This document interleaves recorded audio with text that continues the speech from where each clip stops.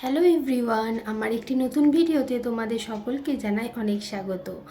আজকে তো শুভ মহাসপ্তমী, এখন যদিও অষ্টমী লেগে গেছে, তো তোমাদের সকলকে জানাই শুভ সপ্তমী ও মহা অষ্টমীর অনেক অনেক শুভেচ্ছা। আশা করি তোমরা সকলে খুব ভালো আছো, খুব ভালো করে পুজো কাটাচ্ছ। তবে আমার শরীরটা একদমই ভালো নেই, যার কারণে কালকেও আমি কোনো রকম ভিডিও আপলোড করতে পারিনি। আজকে শরীরটা একটু বেটার থাকায় একটা ভিডিও আমি বানিয়েছি। জানি খুব একটা ভালো হয়নি, তবুও ভাবলাম তোমাদের সাথে একটু শেয়ার করে নিই। কালকে বাইরের খাবারই খাওয়া হয়েছে, কিন্তু শরীর খারাপে বাইরের খাবার খাওয়া একদমই ঠিক না। তাই আজকে একটু কষ্ট করে হলেও একটু ঘরেই খাবার বানিয়ে নিলাম। একটুখানি ঘুগনি বানাচ্ছি আজকে। ঘুগনিটা বানাতে সেরকম কিছু খাটনি নেই, ওই জন্য ভাবলাম সব থেকে সহজ একটু ঘুগনি বানিয়ে নিই।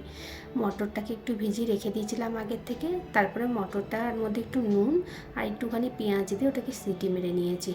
আর তারপরে কড়াই একটুখানি তেল দিয়েছি, তাতে একটু ফোড়ন দিয়েছি শুকনো লঙ্কা, জিরে আর দিয়েছি তেজপাতা। তারপরে ওই পেঁয়াজ, রসুন, লঙ্কা আর আদাটাকে একটু পেস্ট করে নিয়ে সেটাকে একটু ভালোভাবে ভাজা ভাজা মতন করে নিয়ে তারপরে নর্মাল যে মশলা আমাদের ঘরোয়া সেগুলোই দিয়েছি।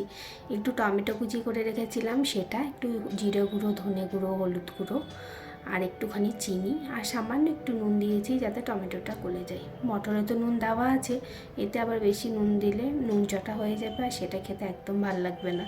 তো এখানে দেখো মশলাটা প্রায় কষে এসেছে। আমি এখন ওই সেদ্ধ করা মটরটা এবার এখানে দিয়ে দিলাম।